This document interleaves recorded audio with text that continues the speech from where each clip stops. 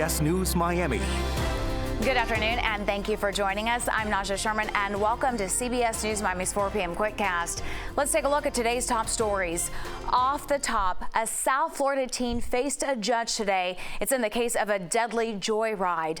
The teen will face 6 charges as an adult. That includes vehicular homicide and reckless driving. The judge denied him bond. Police say the 15-year-old took his parents' car without permission. It collided with another vehicle. The impact killed 2 women and left a third in critical condition. New information in the tragic death of a Miami teen. Tonight we learned the name of the person driving the boat involved in the death of 15-year-old Ella Adler. Plus, CBS News Miami's Peter Dench talks to the chair of the FWC. More on the latest on that investigation tonight at 5. Always alerting, always tracking. This is Next Weather. And taking a live look outside, it is hazy across South Florida. All of South Florida now feeling the heat, temperatures soaring, making it dangerous for some people to be outside. Let's get right to Next Weather meteorologist Cindy Pressler. You've been tracking this extreme heat. And you know, coming in today, coming into work, I had to be outside for a little bit. It was even kind of tough to even breathe in that high humidity and that heat. Temperature today hit 96 degrees in Miami, and that ties the record high for the date set back in 1995. We'll see what the official comes in with. The National Weather Service will have that for us about a half an hour, and of course we'll let you know. But this extreme heat is going to continue. We're not done with it. Feels like temperatures 103 to 108. That's what we're going to see every afternoon. Isolated storms possible along the coast. We'll watch for that. We had some today over the Fort Lauderdale area, and that certainly helped just a little bit. But right now it is 94 degrees, 91 in Homestead, Fort Lauderdale, now back down to 93. But you add the humidity, it makes it still feel like it's in the triple digits. In Miami, 101 degrees. So a steam bath. Look at this. Key West right now feels like 109 degrees. Unbelievable. Winds out of the southwest. We have some gusty winds today. Those winds will become westerly tomorrow. And in turn, that's going to take the Gulf sea breeze and pin it up along the east coast. So that's why we're expecting some thunderstorms develop along the coastal areas. And that's why we had those storms today around the Fort Lauderdale area. Picked up some rain there.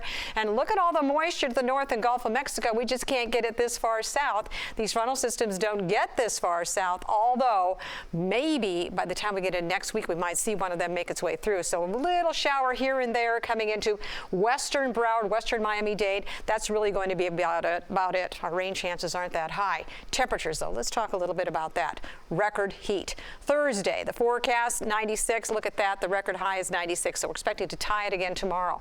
Friday, likely going to set a new record of 95. 94 degrees what we forecast on Saturday, very close to the record, tying it on Sunday, and then finally by Monday, a little bit lower than those record highs, and there's a reason for that, and I'll show you that in just a bit as well. So this is what we're expecting.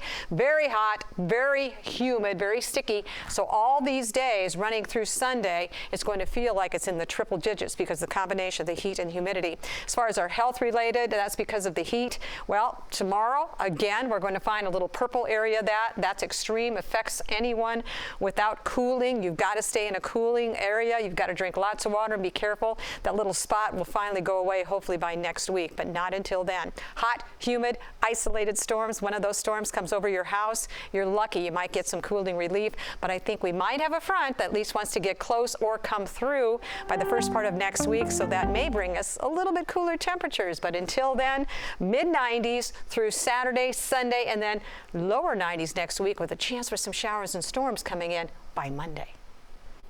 Cindy, thank you. And Chief Meteorologist Ivan Cabrera will be here starting on CBS News Miami at 5. He will be tracking the temperatures and have the very latest on our heat wave. That's tonight starting at 5. A 22-year-old man has been arrested for having a sexual relationship with a minor. Alejandro Cruz is facing multiple charges, including lewd and lascivious sexual battery. Police say Cruz was in a romantic relationship with a 14-year-old female for 3.5 months. When arrested, the man confessed to police. He remains in jail with no bond. A state law will soon ban people from sleeping in public places. CBS News Miami's Ted Scouten has the breakdown. In less than 5 months, a new law goes into effect that bans people from sleeping in public spaces. There are efforts currently underway to get those living on the streets into housing. Today we went along with housing navigators who are working to get those with nowhere to live a roof over their heads. We met Ronald Garrett. He's been on the street since July 1st after a dispute with his landlord. Right now I'm in the streets, was at the airport, but they put me out the airport, put quite a bus fuel out at the airport. So in the streets right now. Coming up at 6, we'll go along with housing navigators to see how they're helping those in need. In Fort Lauderdale, Ted Scout, CBS News Miami. More news when we come back. Stay with us. I'm Steve Majiri at Hollywood Beach. There's extreme heat throughout the area today, and you'll find out how outdoor workers are finding a way to keep cool. Welcome back to CBS News Miami's 4 p.m. Quickcast. The prosecution's star witness in the hush money case against former President Donald Trump is set to return to the witness stand Thursday. Trump's defense team tried to portray Michael Cohen as a former employee out for revenge. CBS News Miami's Michael George reports from New York. Former President Donald Trump's one-time lawyer and fixer Michael Cohen faced tough questions from the defense Tuesday, who challenged his credibility and motives. Trump's lawyer, Todd Blanche, pointed out that Cohen sold merchandise on TikTok, including a T-shirt depicting Trump behind bars.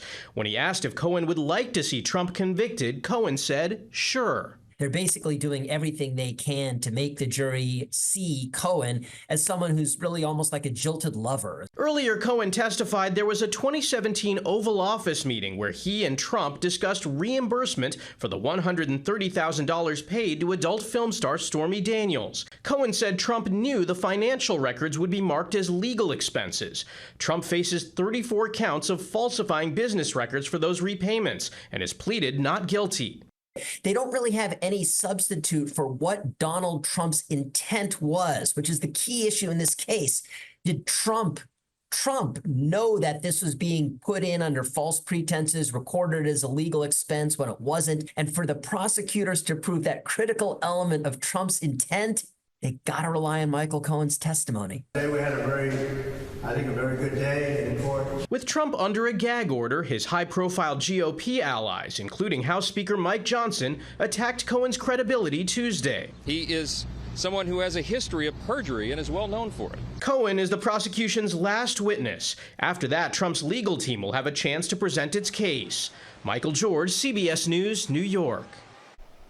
Inflation cooled slightly in April. It's the first time this calendar year that prices on many items are starting to ease. CBS News Miami's Bradley Blackburn takes a look at what consumers can expect. Grocery stores and car dealerships are where consumers found the biggest price relief in April, according to a new report from the Labor Department. The Consumer Price Index climbed 3.4% from last April, down from March's 3.5%. And the core index, which excludes volatile food and fuel prices, is also easing, 3.6% in April compared to 3.8% in March. This is actually good news. However, we are still at elevated levels when it comes to prices. Housing and energy prices remain stubbornly high, according to the report. It's a similar story with services, including childcare, which rose 0.4%. That's what recently pushed Delaney Griffin to leave her restaurant job in Lexington, Kentucky, to work at her daughter's preschool for a discount. Especially having a second baby, that really tanked us because that was my whole paycheck. I think I brought home maybe $100. Wednesday's report could be a sign that the pace of price increases is slowing. It's still well above the Federal Reserve's target rate of 2%, but economists are hopeful. If this inflation data continue to improve, go down from this level, I think the Fed could put a rate cut on the table for the September meeting. The state of the economy is on voters' minds heading into the November election. President Biden said in a statement, while inflation has fallen, prices are still too high. He promised his administration would build 2 million new homes and lower prescription drug costs. Former President Trump's campaign said Wednesday the American people cannot afford 4 more years of Bidenomics. Bradley Blackburn, CBS News, New York. The Florida Panthers are heading back to Boston. It is for Game 6 of their second-round playoff series. The Cats were unable to win Game 5. Boston would take a 2-1 lead in the second period and hold on to it. Game 6 is Friday night in Boston. It is a big day for football fans. The complete 2024 NFL schedule will be released tonight. This morning, the NFL announced their game schedule. The Dolphins will not play overseas this year. And want to get the Miami Dolphins 2024 schedule in the palm of your hand? Just sign up for the CBS Miami newsletter by visiting cbsmiami.com. We will be sending out a special edition of our daily newsletter tonight when the schedule is released. To sign up, visit cbsmiami.com on your phone or computer. Scroll down until you see our newsletter. Sign up and have the Dolphins schedule sent straight to your email tonight. Also tonight at 8, join us for our streaming special, Dolphins Schedule Release 2024. Mike Cunio, Kim Camper, and Steve Goldstein will reveal the preseason games airing right here on CBS Miami, along with all the big games during the season. Coming up tonight on CBS News Miami at 5, a potential breakthrough for brain cancer patients. The Sylvester Cancer Center is launching a new institute. It's to personalize treatment and offer patients the most aggressive brain tumors a better chance. How it all works tonight at 5. That's the CBS News Miami Quickcast. I'm Najahe Sherman. Stay tuned for more news right here on CBS News Miami and have a wonderful day.